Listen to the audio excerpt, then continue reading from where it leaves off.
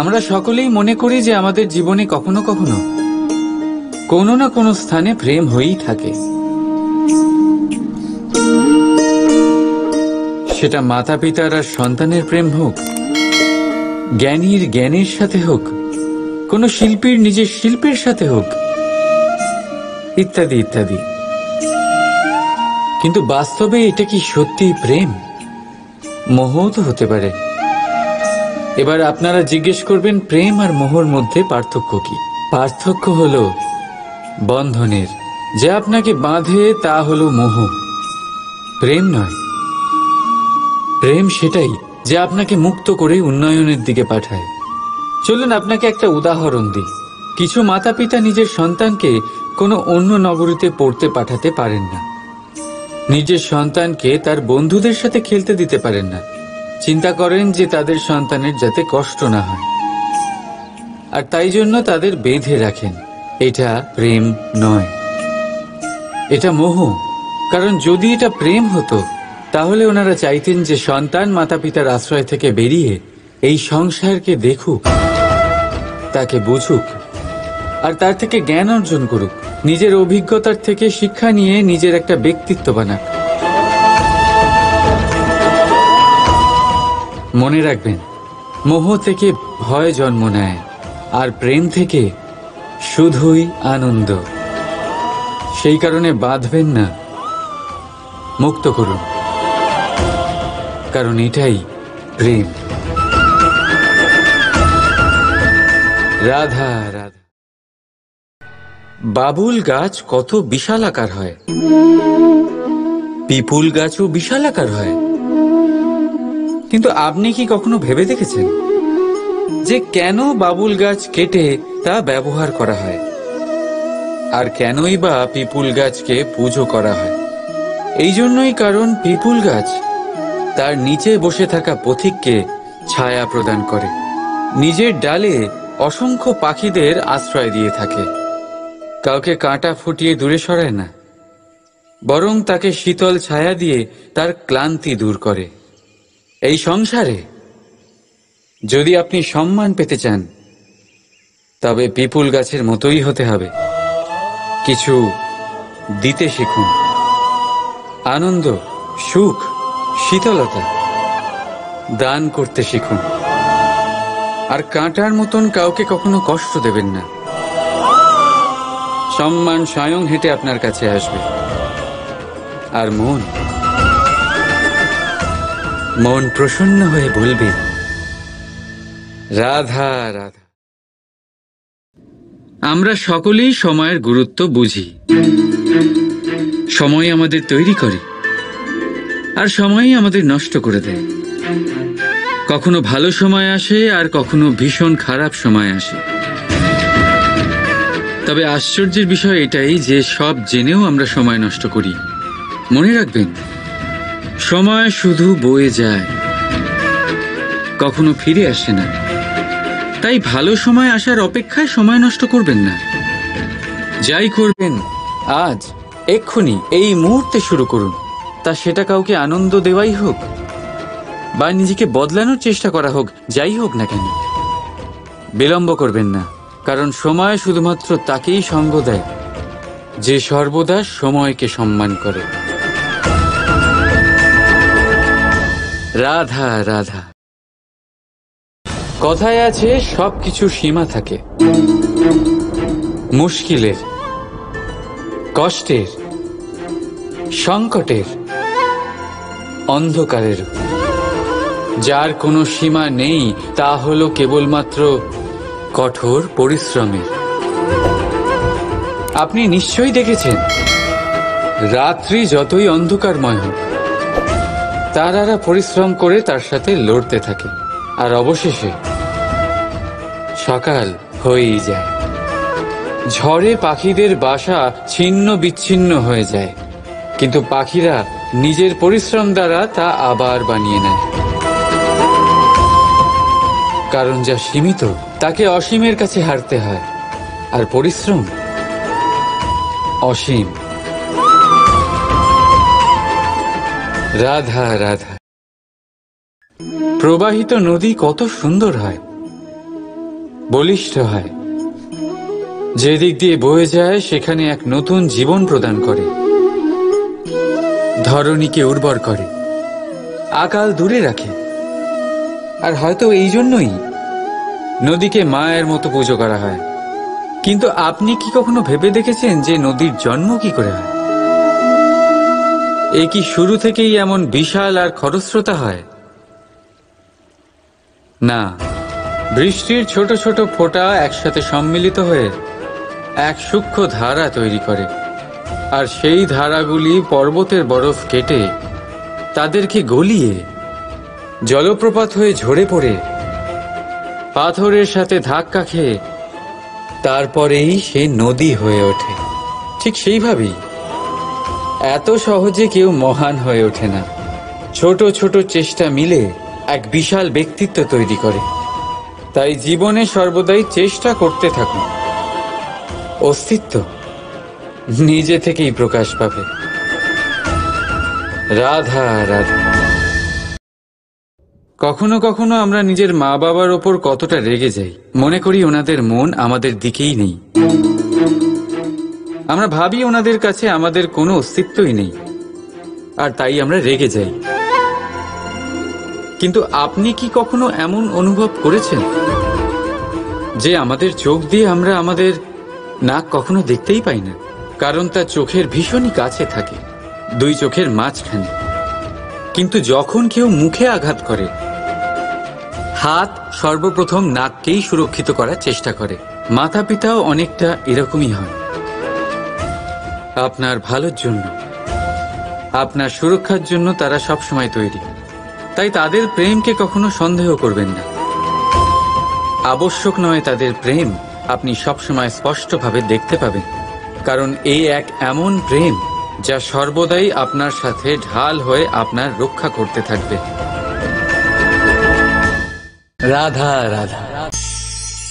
সূর্য কারোর জন্য হলেন শক্তিদাতা ঈশ্বর, আবার কোনো প্যাঁচার জন্য হলো চোখ বন্ধ করে দেওয়ার মতো তীব্র আলো। নদী কারোর জন্য হলো তৃষ্ণা মেটানোর স্রোত, আবার কারোর জন্য বন্যারূপী বিনাশকারী আশঙ্কা। সাগর কারোর জন্য হলো নোনা জলের ভাণ্ডার, আবার কারোর জন্য অগন্তি প্রাণী জগতের সম্ভার। প্রশ্ন হলো, প্রত্যেক ব্যক্তির জন্য প্রত্যেক অনুভূতি বা বস্তুর সারমর্ম আলাদা কেন হয়ে থাকে? যা কারোর জন্য হলো বিষ, তা অন্য কারোর জন্য অমৃত কেন? যা কারোর জন্য অমৃত, তা অন্যের জন্য বিষ কেন? উত্তর বড়ই সোজা। আমরা বস্তু বা অনুভূতিগুলিকে সেভাবে দেখি না যেরকম তা হয়ে থাকে।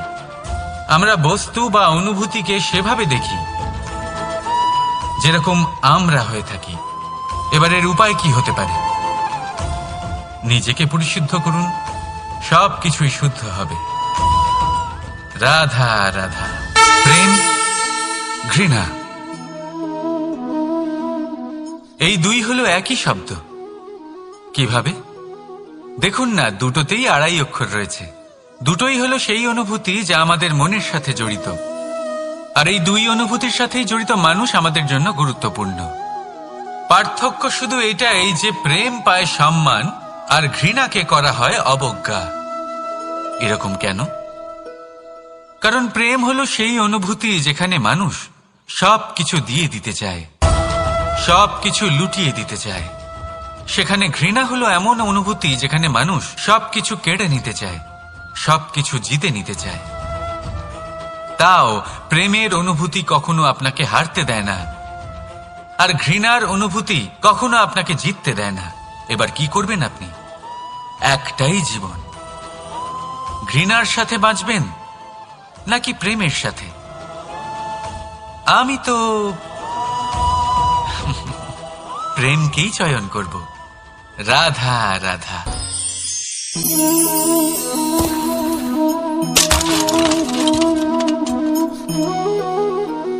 এ কি হলো? আমি আঘাত পেতেই এটা হাত থেকে পড়ে গেল কেন? ভেঙে গেল কেন? এবার আপনি বলবেন, এরকমই তো হয়ে থাকে এই জীবনে, এই সংসারে। আঘাত লাগার পরে আমাদের হাতে যা থাকে তা পড়ে যায়, যা তৈরি হয় তা ভেঙেও যায়। কিন্তু এটা কি সত্যি? আপনাকে একটা কথা বলে রাখি, আঘাত পেয়ে পড়ে যাবার পরে সংসারের যে কোনো বস্তুই হাত থেকে পড়ে যাক না কেন, সাফল্য অবশ্যই আসে। যতই খারাপভাবে আপনি পড়ে যান, আপনি আঘাত পান, ভবিষ্যৎ অবশ্যই ভালো হবে। কারণ এই আঘাত, অসফলতা, এই অসুবিধা, এগুলো আমাদের এমন ভাবে পরিশুদ্ধ করে যেমন আগুন সোনাকে করে থাকে। সেই জন্য জীবনে শুধু সামনে এগোতে থাকুন, দৃঢ়তার সাথে এগোতে থাকুন, আর কখনো আঘাত পেয়ে পড়ে যেতে ভয় পাবেন না। কারণ এটা আসন্ন সাফল্যের সংকেত। আর সাফল্য তখনই আসবে যখন আপনি পড়ে যাবেন, যখন আপনি আবার উঠে দাঁড়াবেন এবং আপনি আবার জীবনে সামনে এগোতে থাকবেন। রাধা রাধা। সময় অত্যন্ত কঠোর প্রভু।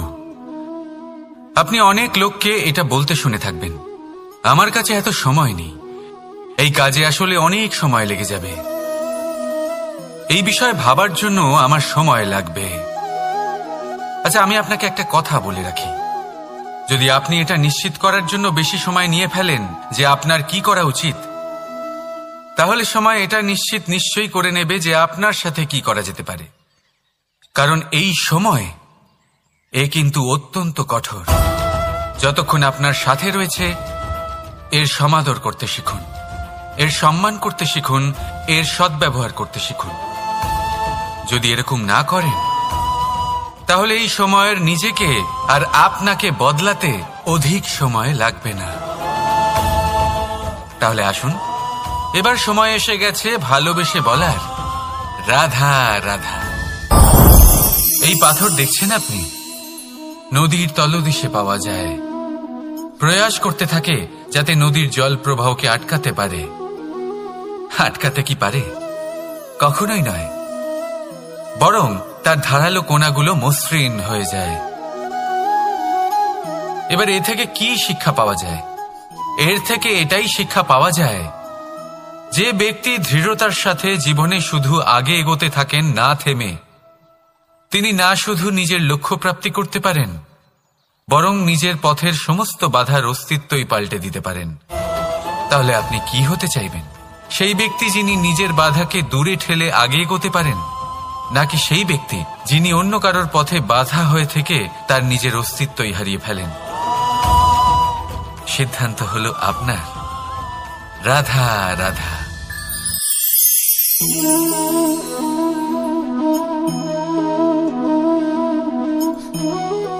এই শুকনো পাতা দেখতে পাচ্ছেন?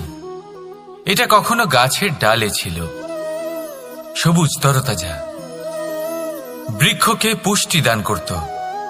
কিন্তু যেই এটা শুকিয়ে গেল, যেই ও পুষ্টি সরবরাহ করা বন্ধ করে দিল, ওকে ফেলে দেওয়া হলো। এবার আপনি বলবেন, এটাই তো হলো সত্যি, এটাই তো হলো সংসারের তিক্ত সত্যি। এই সংসার ততক্ষণ পর্যন্তই আপনাকে নিজের সাথে রাখবে যতক্ষণ আপনি নিজেকে উপযুক্ত বানিয়ে রাখতে পারবেন। আমি এটা বলবো না যে এটা হলো মিথ্যে, কিন্তু এটা অবশ্যই বলবো যে এটা সম্পূর্ণ সত্যি নয়। সম্পূর্ণ সত্যি হলো এটাই যে যদি আপনি চান তাহলে চিরকালের জন্য সংসারকে পুষ্টি দান করতে পারেন, আর চিরকালের জন্য সংসার আপনাকে নিজের সঙ্গে রাখতে পারে। কিভাবে? এই শুকনো পাতার উদাহরণই আপনাকে দিচ্ছি। এই শুকনো পাতা প্রথমে টুকরো হবে, তারপরে বৃষ্টির জলের সাথে গলে যাবে, তারপর সার হবে, তারপর সেই বৃক্ষের গোড়াতেই সমাহিত হবে, একটা নতুন অঙ্কুরকে একটা নতুন জীবন দেবে। তাহলে আপনি ভাবুন, আপনি নিজের জীবনের সাথে কি করতে চান? যদি কখনো আপনি পড়ে যান, অসফল হয়ে থাকেন, তাহলে আপনি কি এই উৎসাহ হারিয়ে ফেলবেন, নাকি আবার উঠে দাঁড়াবেন আর আবার এক নতুন সংসারের রচনা করবেন? সিদ্ধান্ত আপনার। রাধা রাধা।